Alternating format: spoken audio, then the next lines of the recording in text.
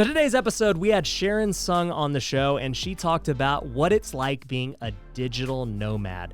She actually traveled all of Europe and Asia for 2 years and created side hustle businesses around that to fund her lifestyle. On top of that, she created her own real estate investing business. She has multiple rentals. She's now doing a whole bunch of other things with her personal brand, almost 500,000 followers between all of them. It's a very good interview, so make sure you stay till the end. Now let's jump into it. Are you thinking about buying a home in Las Vegas? My brokerage, Forever Home Realty, can help. We're seeing a huge influx of people all over the country purchase here. Many are fleeing California and other high-tax states to move here where it's much more affordable and tax-friendly.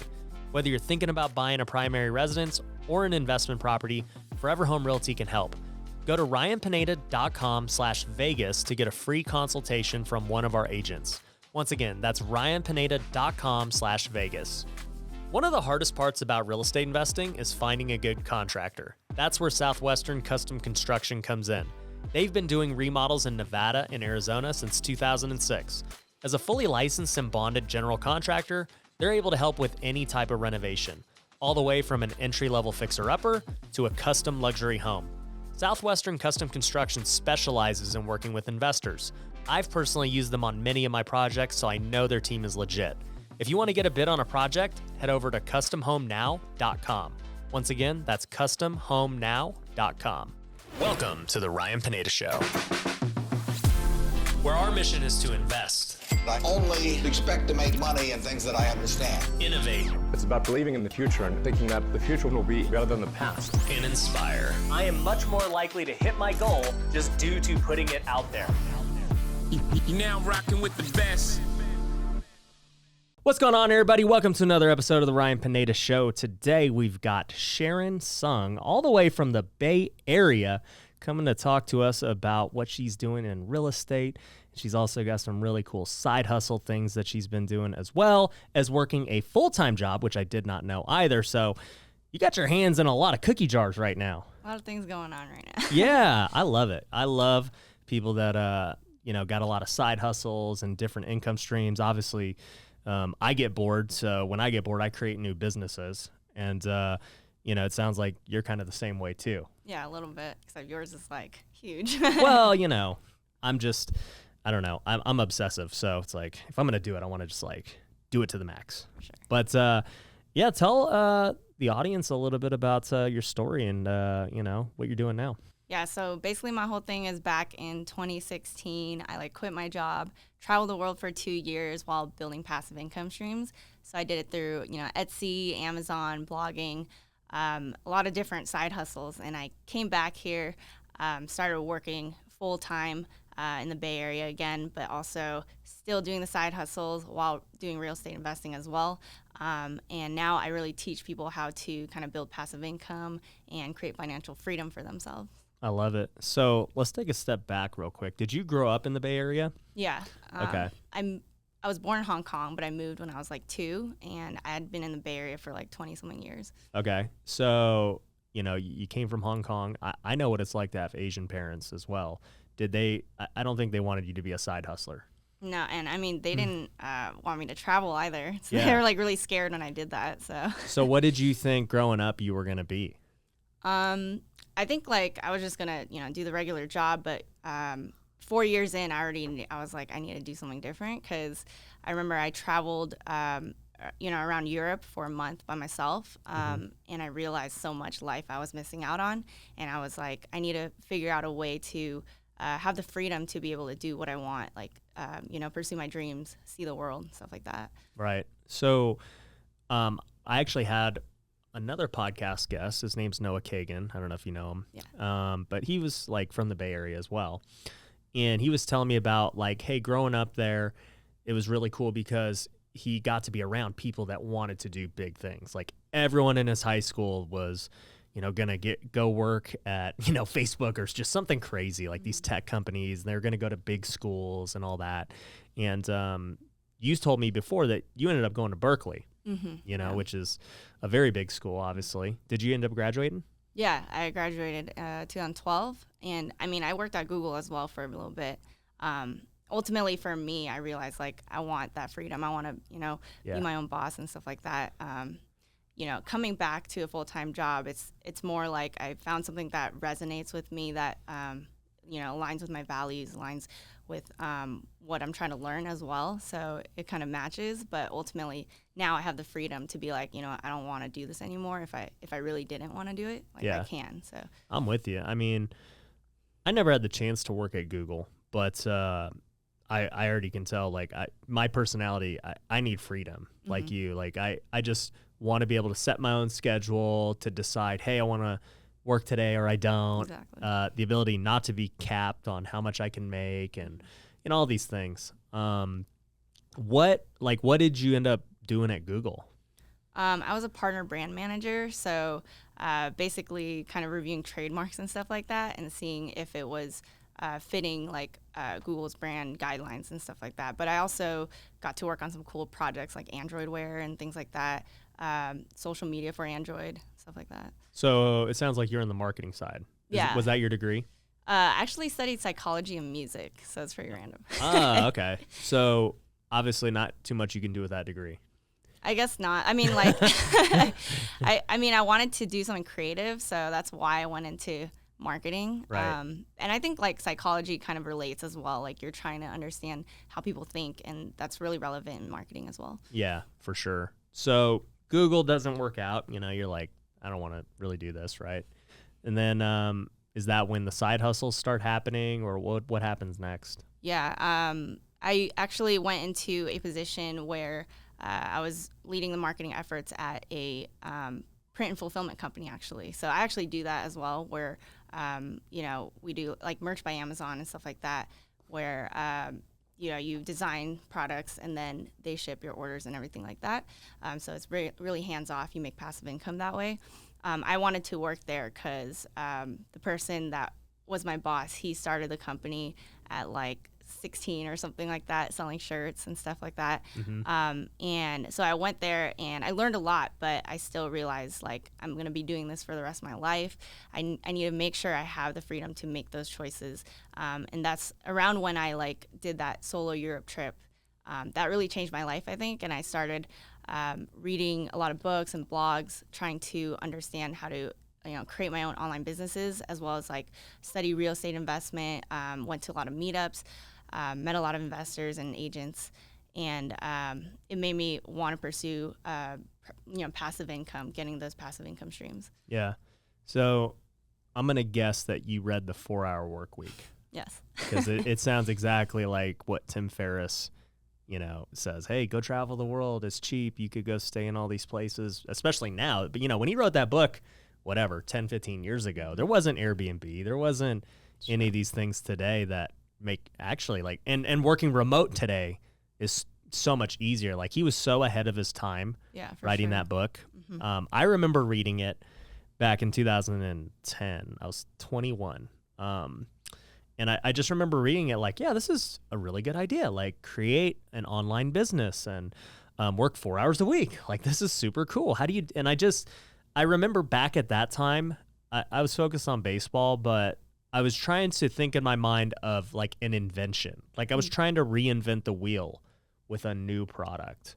And now when I look at it and I look at my businesses, I don't know that I've created anything original at this point. I've just taken existing businesses I know can be, online and can be done anywhere, and just tried to execute them really well. Yeah, no, that's what I realized. Like, people think that you have to have a ton of money, you have to have like an original idea to start a business, but now there's so many different opportunities where you can just like start with zero capital. It's crazy. I don't think you need to be original at all.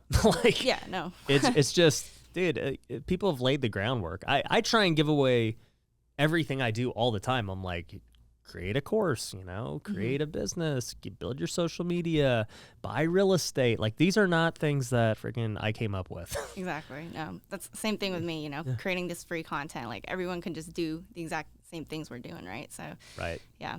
For sure. So you went on this trip. Like what even sparked you to do it?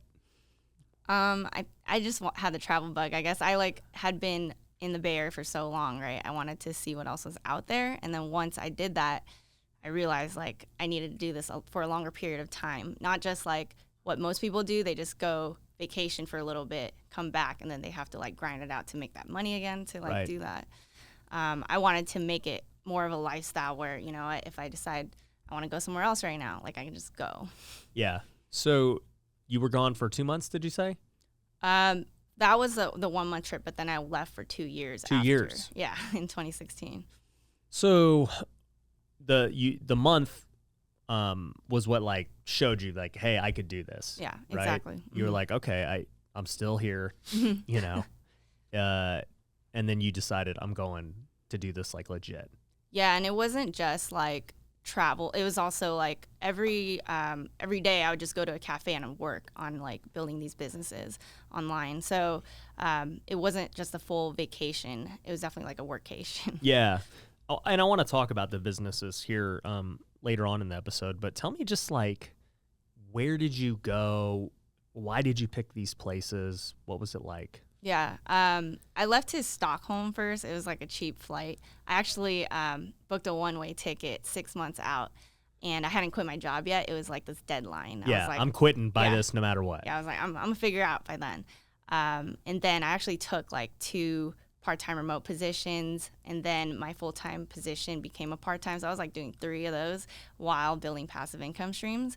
And then, going to Stockholm, I went to like Athens, Greece, Bucharest, Romania, and then like just traveled all over Europe, and then went to Asia and traveled all over there. But the way I like found the places, there's like a site called nomadlist.com and then numbeo.com where you can see the cost of living in different places. Like, is it friendly for digital nomads? Is there good Wi-Fi? Is it That's fun? what they're called, the digital nomads? Yeah, digital nomads. Nice, I like that. Yeah. Okay. Yeah. So doing that research, I actually booked like 6 months out initially. So that made me feel safe. Like I already, took part-time remote positions to like save up money as well. So I already knew like I was going to be fine. And then I built passive income streams while I was like moving around. Dude, I love that. It's funny. Yesterday I got back from Hawaii, and I'm telling my wife, Mindy, I'm like, man, we should buy a home in Hawaii, right? Because I think at this point I could go live somewhere for whatever, month, 2. I couldn't do 2 years. Okay. I love Vegas. I don't ever want to leave. But I definitely wouldn't mind taking a month off, especially in like July. Yeah. And it's scorching hot here. And that's true. Go to Hawaii for a month, and all my businesses, they could definitely function. The only piece that I'd have to figure out is content. Yeah. And I could go hire a videographer, or I got the crew looking at me. They're like, just fly us out. We'll come out for a month. Like just get a big enough place. We don't need much, but that would be the only thing, is just making content. But and I honestly feel like abroad, you'd probably get even more hits, because it's like, oh, you're enjoying life elsewhere while you're running these businesses. So. This guy's making money and just chilling on the beach. Yeah. Yeah, you're right. You know what? You just sold me. I'm gonna buy the Hawaii house just to prove a point of like, I can make content, run businesses, and chill. I mean, when I was out here in Vegas, me and my boyfriend were like, maybe we should buy a place here. And I think the cool thing is with real estate investment, you can Airbnb out places and then just like visit when you want to, right? Yeah. So. Well, the only crappy part is in Hawaii, like Airbnb, well, in Maui anyway, where I was at, it's pretty much like illegal at this point. They're not giving any permits. The locals are super against it. But that was like my original thing with Big Bear, California. I ended up buying 10 rentals out there, and the locals hate me, apparently, because they share my YouTube videos at these town hall meetings, and they're trying to get investors banned, from what I hear. I'm not there. Yes. And they're like saying they want to cap how many properties an investor can Airbnb. Oh, wow. Yeah, so we'll see how it goes. Yeah. But, I mean, I look at Maui, and I'm like, man, this would be really cool to have as a second home. But, the potential for Airbnb just isn't really there. So I'd either have to, A, figure out a way around it. Like maybe I can do monthly rentals or something like that. Like I don't know the rules. Or B, I guess just get so rich that it doesn't matter. And I'm like, I don't even care. Like, I don't, it could be vacant, whatever. Yeah. It's one of those 2 options. That's true. I mean, you could do it, basically. Yeah. So, yeah, Hawaii's cool. Europe, tell me about that. Like, what was it like living in these places that, you don't speak the language, you're working, and that's easy. I mean, you can work remote and cool. But, like, what was it like living there in a foreign country? Yeah, I mean, I had to do a lot of, like, finding other nomads as well. I was, like, going on Facebook groups trying to be like, hey, like, who's out here? Where are all my digital nomads at? Yeah, and I actually met, like, a group of close friends that we ended up meeting, like, in different countries and stuff like that, which is really cool. Oh, that is cool. Yeah. You guys are like, hey, we'll go to Romania next. Exactly, something like that. So, yeah, like, just living the local life. Like I mentioned, I would go to the cafes and, like, work. Meet people through sites like that, Facebook groups. There's Nomad List. They have a Slack channel where you can like meet other nomads. Yeah, so it was actually not that bad to meet other interact people. And get friends. Yeah, and there's actually a lot of English speakers where I was going, so it wasn't too challenging. I think a lot of people think solo travel, especially as a female, is like scary, but yeah. A lot of it is just being safe like as you normally would, and it's not as bad as people think. Well, did you go to like any dangerous countries or anything like that? Like third world or? I didn't. It's true. Like I would probably need to go with someone else if I were to go to places like that. Yeah. But I was mainly just in Europe and Asia. So. Yeah. I was so this is how my mind works. I'm in Hawaii and I'm like, all right, how could I do this? What needs to happen? So I started looking at houses on Zillow and all this stuff. And I'm like, okay, I could get a house for, $1 to $2 million here. But, if I want the house, like a good one that, I'm super happy with, it's like $5-6 million. I'm like, all right, I might start cold calling some sellers or something, like just try and get a deal. But then I started thinking, well, why has it got to be Hawaii? Like what other markets are there? And so I started thinking, okay, what are some beach markets? And so I put a thing out on Instagram stories. I was like, hey guys, tell me what you think your best undervalued beach markets are. And people were putting like Florida and, some other places, but I got a lot of people saying Mexico. Oh. And I was like, well, yeah, Mexico is probably freaking really cheap. Yeah. And so I start looking at Puerto Vallarta and some other ones.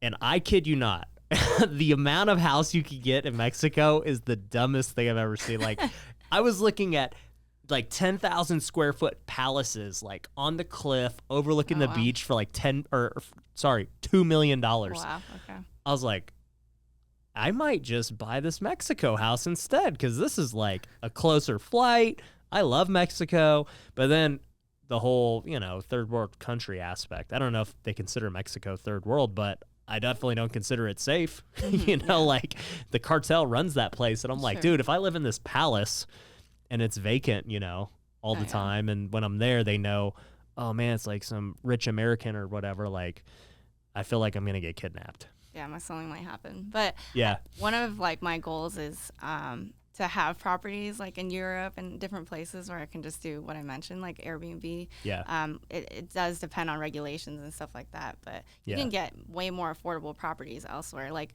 while I was traveling, I actually would tour houses. Like I would meet up with agents. Yeah. And there were like properties for like $50,000 in like Greece. So it's like that's crazy. Yeah.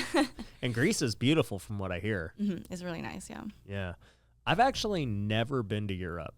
My wife and I, I always tell them, like, we need to go to Europe. And then every time it's vacation time, we're like, yeah, let's just go to the beach. Like, let's just go tropical. We just never want to take the long flight. And then it's like, it's not, I don't know. We just like the island vibe. Okay. Well, you can get that in different areas, like around there. I feel Where would you suggest I go if I'm going to Europe? In Europe, I like Portugal.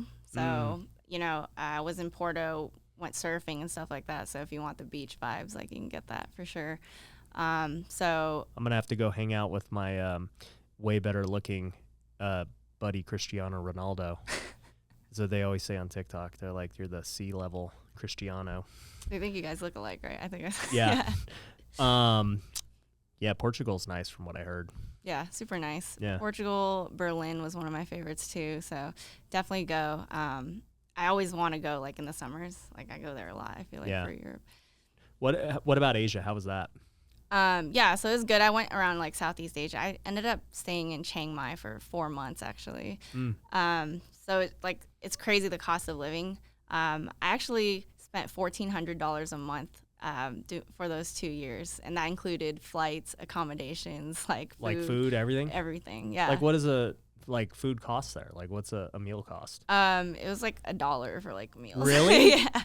And you're getting meat and stuff? Yeah, you're getting food, like legit. Wow. But that's like for the 2 years too. The 1,400. I was spending $600 a month in Chiang Mai, which is insane. That's freaking crazy. You know what's that? And that brings me back to the whole Tim Ferriss thing, because I remember reading I need to reread that book, by the way. But I remember reading it where he's like, dude, the dollar goes so far in these places. Like, I think his example was Costa Rica back then. Okay. And just to hear that, where it's like, dude, you could eat for $1 a meal and you're eating good. Yeah, no, for sure. I was like tracking my expenses because I wanted to show people like it's not that bad. People always think travel breaks the bank. You have to spend everything and then come back and save money again to do that. Yeah. I just want to prove you really don't need to do that. Well, I can tell you travel breaks the bank in Hawaii. That place is ridiculously expensive. So you did that. Were you doing social media and stuff back then? So I had a music channel. So I was building that up like high school, college, just like for fun. And then I realized like I wanted that financial freedom in order to be able to do stuff like that where I could pursue my dreams or just create when I felt like it.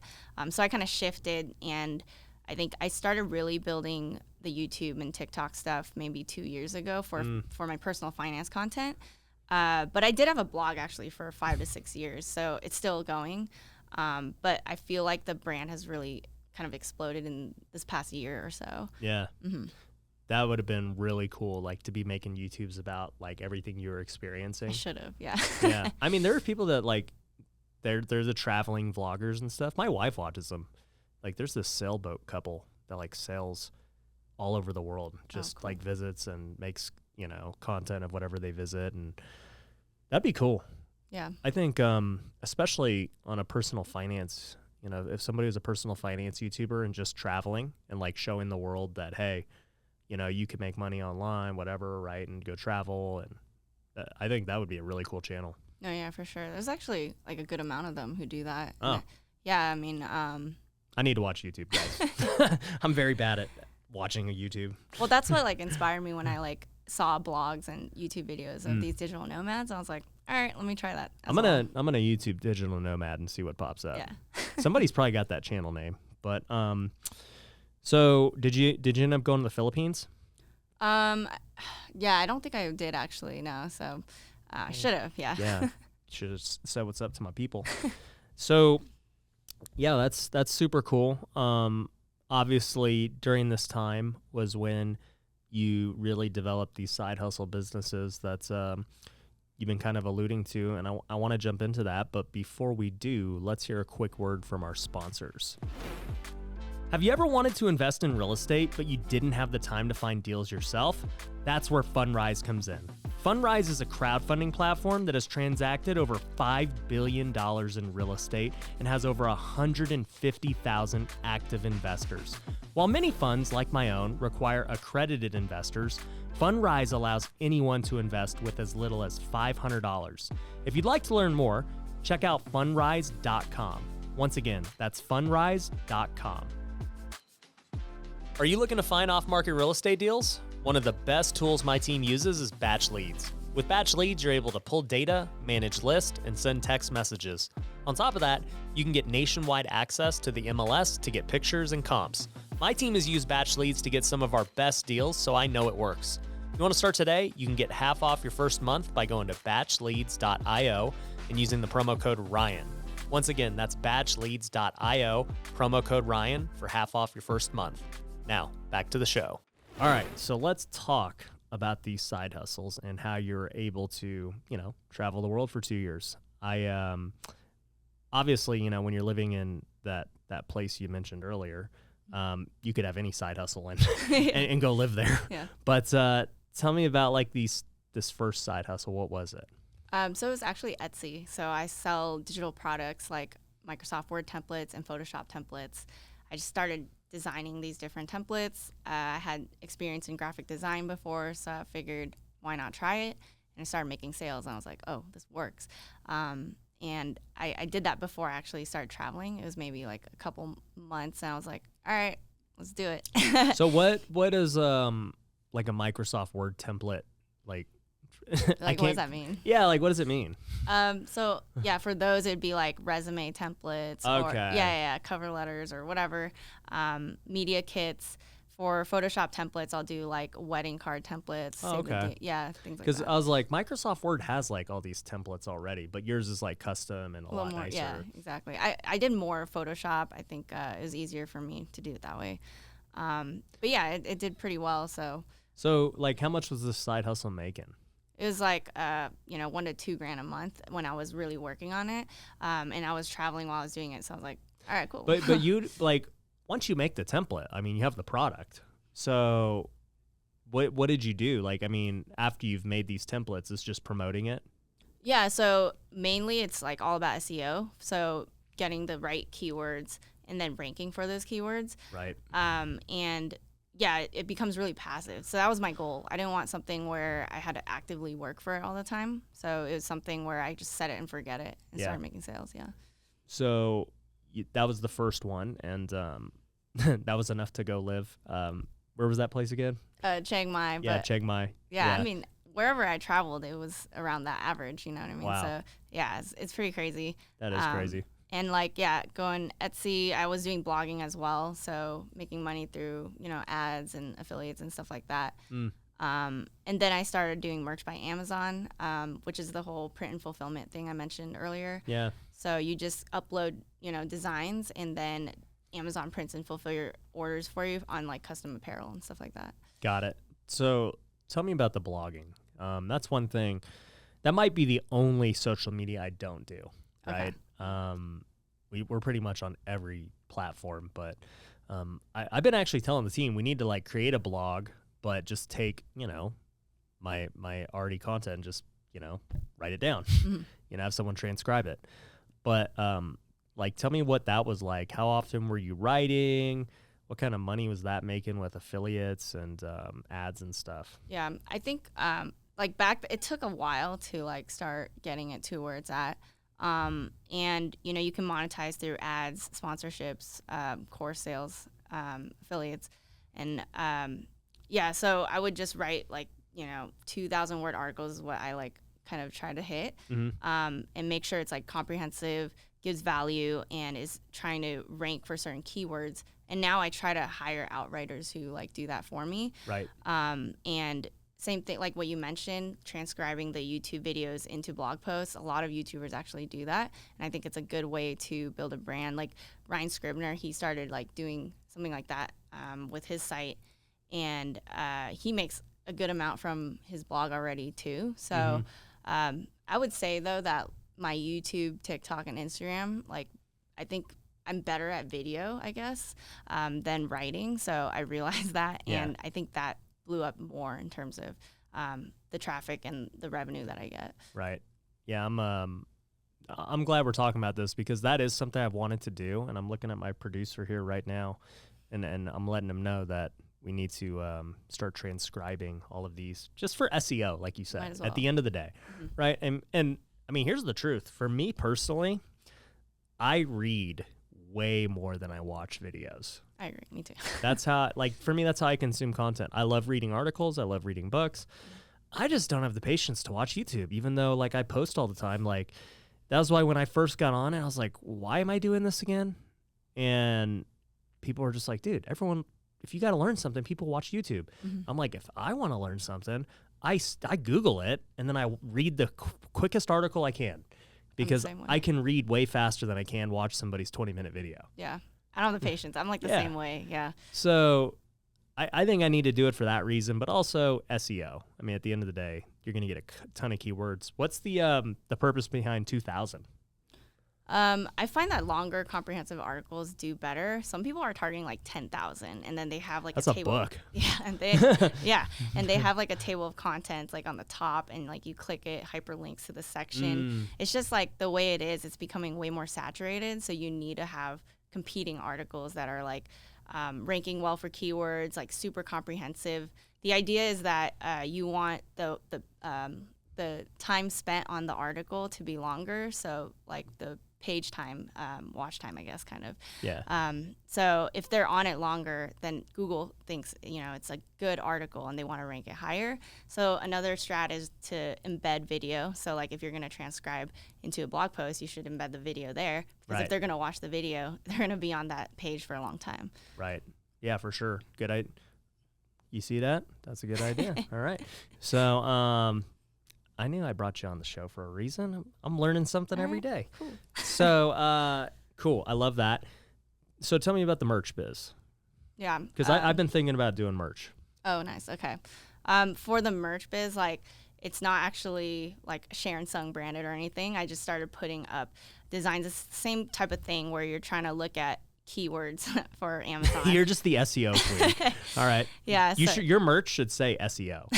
Yeah, right. Yeah, I mean, maybe in the future I'll do like a personal brand type of merch store. But for Amazon, it was like, okay, let me see how many listings are, competing for this keyword, and check the bestseller rankings. So on Amazon, you can see, if it's a higher number, then it means like they're not getting as many sales. So I would see like if it's under, 100,000, I'm like, okay, this shirt's getting sales. So maybe I can try to think of my own idea or my own spin. So it's a lot of just researching and looking at niches that are like doing well, and then creating the design yourself, or you can hire someone else to make designs as well. Yeah. One website I always recommend is 99 Designs. Have you ever used them? Yeah, it's good. Yeah. Mm-hmm. So I've used them for the majority of my logos for my companies. Oh, nice. Okay. I actually did a YouTube video about their process. So if you guys want to go watch that video, we'll link to it down below. And that also reminds me, if you are not subscribed to this channel, make sure you guys are subscribed, because we need it. And we also need your 5-star reviews, because that's what helps this get, not SEO, but it's good for the algorithm. So make sure you guys do that. But anyways, so explain to me like the merch side. Like I get that, you get somebody to design it for you. You're searching for keywords. Like what's an example of something you're selling right now? It's been a while, because like I actually have these set it and forget it products where I'm like still cash flowing from it. Well, an example is maybe like you're looking at funny cat shirts or something, right? Yeah. And then like a good technique is just to combine two niches, so like cat and avocado or something. Like you put that together. Because there's 2 keywords now. Yeah. And it's unique. Yeah. So it's like the kind of like a long tail keyword where it's like 2 to 3 keywords, or 2 to 3 words in the keyword. It's a little more specific. So it's something that's not too saturated. There's too many competitors. It's like that middle ground, the sweet spot. So that's kind of how you do that research. You know what's funny is I don't even know how legal this is, but I was looking for Dragon Ball Z t-shirts on Amazon. This was like a year ago. And I was like, all right, I'm going to look for some Dragon Ball Z t-shirts. And so I look it up, and there's like a ton of shirts, right? And I was looking, I'm like, there's no way all these guys have these freaking trademarks or copyrights, like, to be able to be doing this. Yeah. But there's like a million shirts for sale. Yeah. I don't know how that's happening, but like they will definitely like take down your stuff if you do that. Yeah. So there's a site, uspto.gov, that you should always like check trademarks when you're putting up products like on Etsy or on Amazon for sure. Yeah. So don't just steal people's stuff, because I was like, I bought it anyway, but I was like, man, how are they doing this? Yeah, I don't know. But yeah, I think that's cool with that. Like, so what's the profit margin on a shirt? I mean, it's actually pretty like low, because Amazon does all the printing, fulfilling, and everything. So the idea, I feel, is it's in the numbers. So put it's more volume. Put more products out, you're gonna get more sales. So yeah, I try to price it actually lower, because I want to be more competitive. Try to get. So like, what's a shirt? Your cost of yours? Like $15 or something. And what's the margin on it? Maybe like $2 or something. Like you don't make that much. So but if you have a lot of products. Exactly. Like when I first started, it was already making like $1 to $2 grand just in the first month or something like that, because I was just pumping out stuff. The way they work is they have a tier system. So it's like tier 10. You can only put up 10 designs, and then once you sell that many, then you can go to the next one. Oh. So I'm at like I don't know, 10,000 a tier or something. Oh, wow. Yeah. That's crazy. For those of you who don't know, I actually recently started my Amazon automation company, where we're just doing drop shipping, right? And we're doing it for other people. If you guys are interested in it, you can go to lunarecom.com. We'll link to it down below. But, it's interesting because, like, with that model, we just take existing products that, we can make a profit split or a spread on and, just buy them and ship them directly from the supplier. And, that's how we make our arbitrage. But you're creating, custom, products that are unique to you, which is similar to the Amazon FBA model, but it's not really that because they're actually creating it too. You're not like buying all this inventory. It's just like print on demand. Yeah, exactly. So you could start with like zero capital. I did Amazon FBA as well. So like I would work with manufacturers in China, ship that stuff over to the warehouse. Definitely takes like more capital. But so I like when it comes to people asking me like which income stream to pursue, like definitely figure out how much capital you have, how much time you have, what your strengths and weaknesses are. And that's the thing that's blown my mind as I've gotten deeper into the e-com space. Like I obviously we all hear about e-com for years, and I always thought it was scammy and just like all these gurus and stuff. And when I actually looked at it and I talked to other people, I was like, damn, these people are making some serious money in this, like not just with, Amazon automation, but with FBA, with custom products, white labeling, and other stuff. Like we have somebody who's going to be coming on the show, and the reason they haven't come on yet is they're finishing up the sale of their, pretty much company that like what you did. Like they created their own product, custom, unique to them, and it's been selling millions and millions. And they're about to sell it, I want to say for like, I don't even remember, 3, 4, 5 million. It's like they just did what you did, but like at an extremely high level where they created millions in sales. Yeah, people can be super profitable with this stuff. Yeah. I think I ended up, moving towards the content creation space, kind of like what you're doing, and like real estate investment. Just because like, I guess when I came back to, the Bay Area, I felt like I was just trying to boost my passive income numbers all the time, and it wasn't fulfilling. But now it's like way more fulfilling to create content that teaches people, gives people value. So so let's talk about that. You did these side hustles. They supported you on your journey, traveling the world and everything. And like at what point did you get into real estate? So my first investment was actually at 22. So I purchased a property around the Bay Area, Antioch, California, and purchased at like $240,000. And it still cash flows me to this day, and it's appreciated like over $300,000. So it's pretty awesome. Like appreciation is amazing to build your net worth. And then my boyfriend and I, we started investing out of state. So we are currently at 20 rental units, and we are in escrow for another 2 units, another duplex. So we just kind of looked out of state because California is so expensive. It's hard to find cash flowing rental properties now. Yeah. And where are these out of state properties at? Yeah, we have ones in Texas, Georgia, and Florida as well. Okay. Yeah. Is there a reason they're so spread out? Why not just pick one market? Well, we're currently like more focused in Georgia. So my boyfriend invested in Florida while I also invested in Texas, and then we were like, all right, let's. What's in between?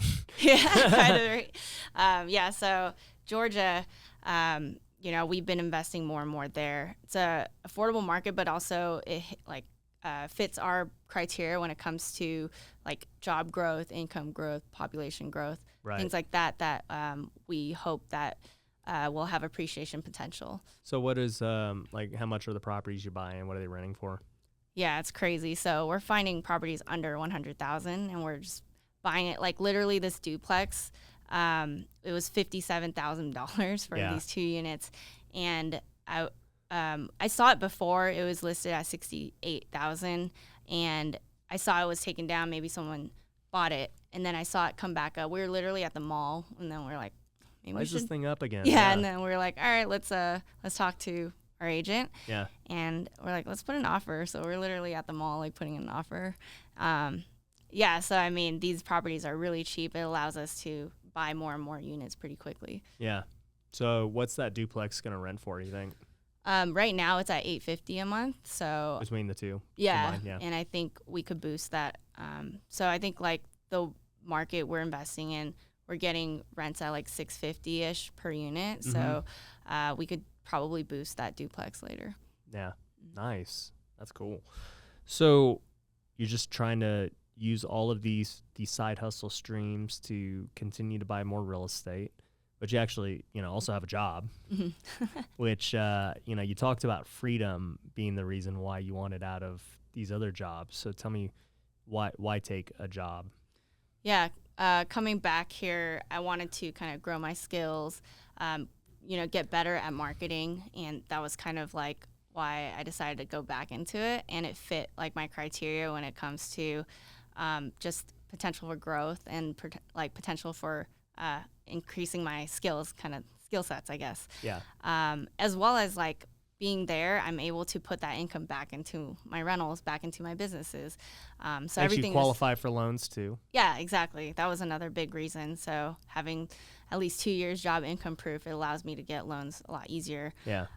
So I decided to come back, and I think it was like a great decision. And now because I have cash flow, I can just quit if I want to. So it gives you. You just enjoy doing it right now. Yeah, this exactly. Job. And it has to do with what you're doing anyway. Yeah, exactly. And at that job, we're like basically growing communities, giving people a place to do that. And I feel like it fits kind of what I'm doing day to day. Like I'm all about building communities, and it just plays into it so well that I can teach the team as well about like how it all works. So. Yeah, for sure. So, you're doing all that. You're buying real estate, and then you said you're working a lot on your personal brand and content creation. What does that look like today? Yeah, so I'm at like 300,000 on TikTok, 100,000 on Instagram or so, 20,000 on YouTube. I just think the short form video changes the game so much. Yeah. I feel like anyone who's trying to build a personal brand should definitely get into that because it's crazy the discoverability you get. Mm-hmm. Yeah. So, and you just started trying to really go hard at this in like the last year, right? Yeah, it's kind of funny because it was the start of quarantine. I had like nothing to do at home, so I was like, I might as well make these TikToks. Yeah. Sounds like my story. Right. Yeah. And I noticed that like personal finance content wasn't that popular back then. Right. And now it's super saturated, but I think I got in at like a good time. Mm-hmm. And I was just making these videos. It was fun. And I feel like when I started talking about real estate, people started resonating with that a lot more. Mm-hmm. Had like a viral video just talking about how much I make on a fourplex. And people just love knowing how much people make. Yeah. Every time I do one of those videos, I'm like, I don't want to do this, but I'll do it. Like, because it's always going to work. Right. Like, I didn't want to do it either. It's like a flex thing. Like, Yeah. they love when those types of videos. Those get do. a lot of views. Yeah. Yeah. All right. So what made you get on TikTok? Yeah. So, like I mentioned back in the day, I did singing and dancing and stuff like that. So I felt like it could be a good match. And I had downtime. Might as well try it out. So I was just in my room, like I just made some stupid like dance Like ones. dance ones, yeah. Yeah, initially. And then I started talking more about the personal finance stuff, like side hustle stuff, because that was what I was doing already, creating content on YouTube. And I just kind of brought some of that over, and I saw I was getting a lot of views. So that's kind of So you were on YouTube first because you had your music channel. Yeah, I had the music channel. I did YouTube for personal finance earlier than the TikTok. But that was really the point where it kind of blew up. So TikTok obviously blew up in the last year, and you think it's probably helped your Instagram and your YouTube following for sure. Yeah, and I mean Reels has been incredible. I feel Yeah. like I actually get more views on Reels than TikTok. Yeah, it's weird. Social media algorithms are always changing. But when I first did TikTok a year ago, it would get way more views, right? And it just was doing really good. And then, my TikToks do good now too. But when I look at Reels, it's like Reels are very consistent. Mm-hmm. I know I can count on, I don't know, 50, 60,000 views every time I post a Reel. Versus TikTok, I mean, I might get 100,000 on one, but the next one gets 10,000. Yeah. It's super inconsistent. It's so weird. But I think maybe it's because like the followers see your stuff like on their feed all the time. Like the way TikTok is, they're always on the For You page, right? So Right. So even if you follow them, doesn't mean you're really following them. You know what I mean? Right. Yeah. The good news is every time I talk to people, they're like, dude, I always see your stuff on my feed. I'm like, that's good. It's good. As yeah. it should be. Yeah. Good brand awareness. Yeah. It could just be because I post a ton. But hopefully I have favor with the almighty algorithms. How often do you post? On TikTok 3 times a day. Okay, that's a lot. I know. Nice. Well, I used to, and so I tell people this all the time in, my social media academy, as well as just when I'm talking to students and stuff. I say, literally, you cannot post too much. Mm-hmm. And I also believe posting a ton does multiple things. Number one, you get better because you get practice. Mm-hmm. Number two, you just have more chances to go viral, right? You just never know what's going to go viral. Sure. And then number three, what was the number 3? I can't even remember now. But just post a lot. That's the whole point of it. There's nothing bad that can happen from posting a lot. And number 3 was you get feedback. So sure. by having this data of like, oh man, like these videos perform well. Like for you notice personal finance perform well. Mm-hmm. You're like, I should do more personal finance. But if you only post once, and it's like, you just don't know what works or not. Yeah, you have to experiment. And also the Reels content, TikTok content, I look at it and whatever hits well, I just make a YouTube video of it as well. It gives me direction on what I should make. Yeah. So what have you found to be like the best content for you? I noticed like house hacking does really well. Videos about, how much you make, always like what we mentioned. Side hustle content actually seems to resonate with my followers.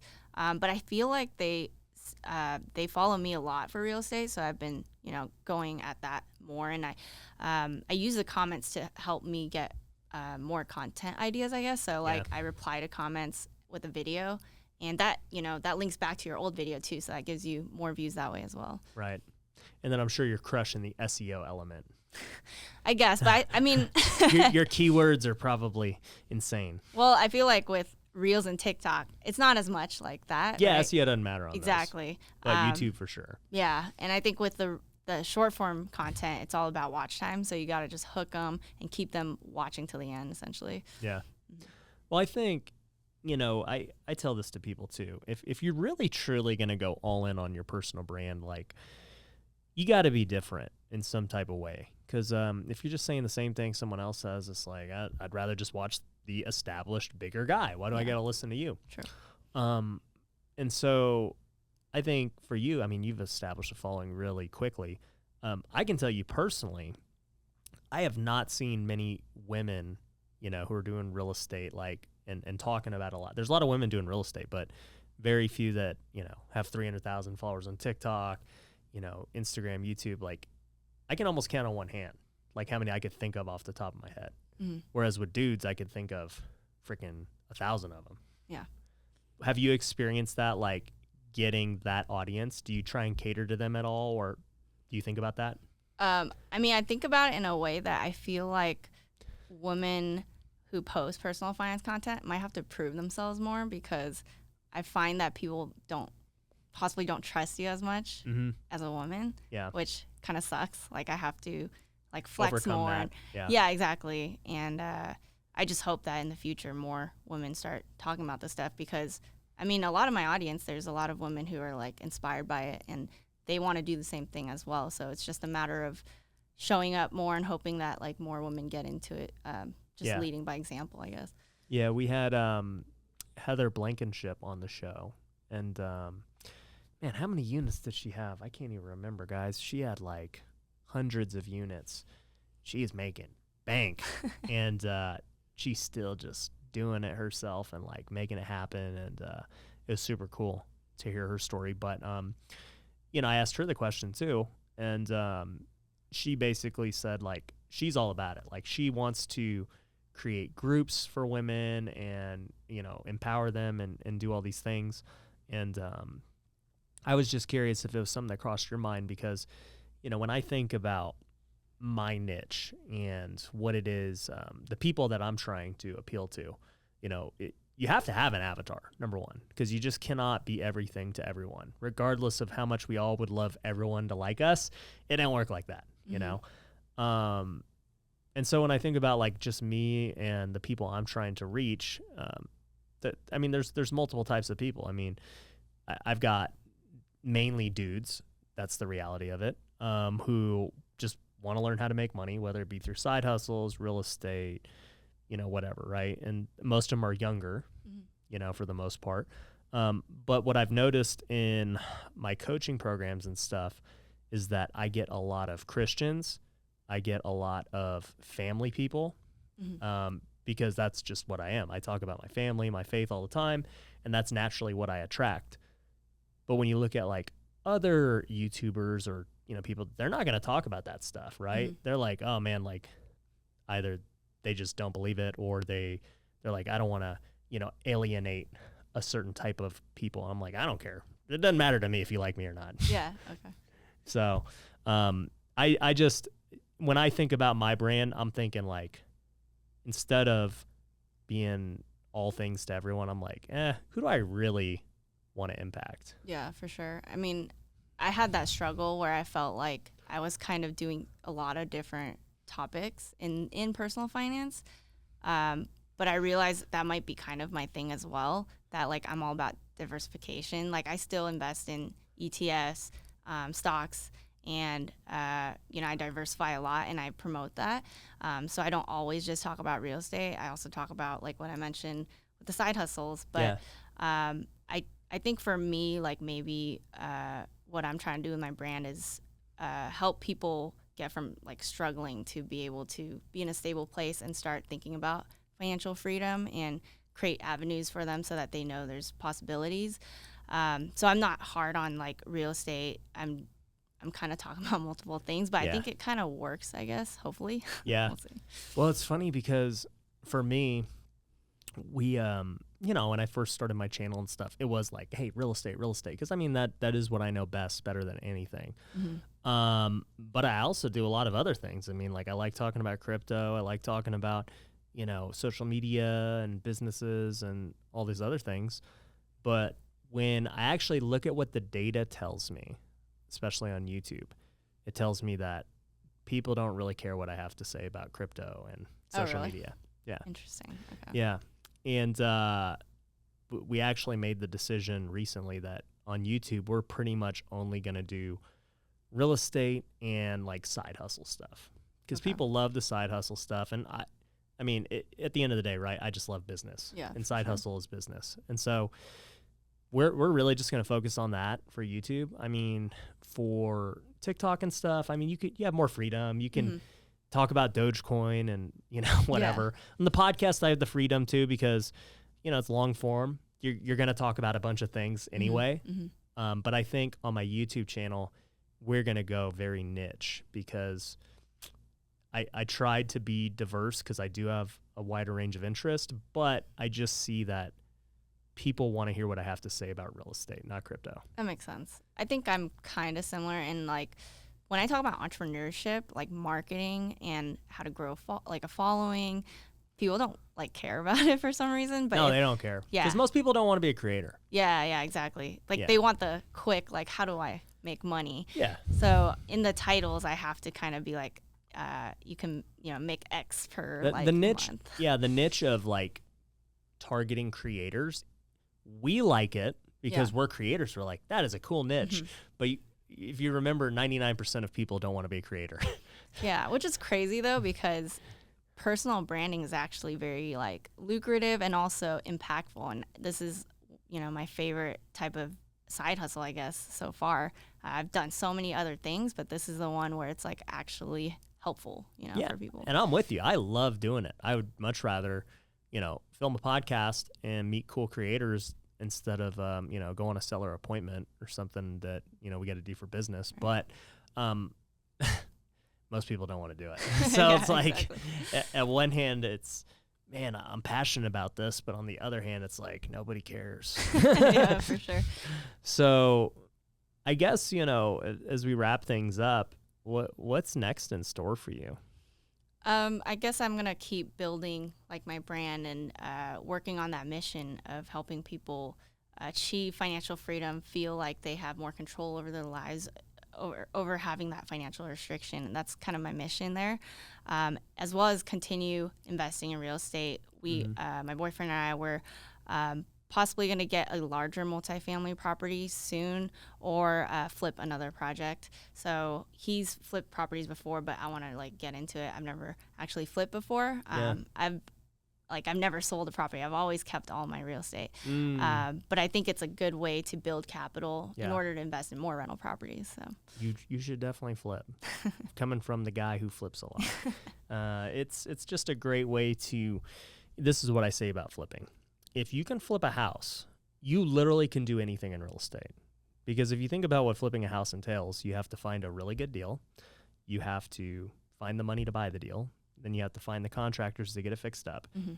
And then if you want to keep it as a rental, great. You can BRRRR and refinance, whatever.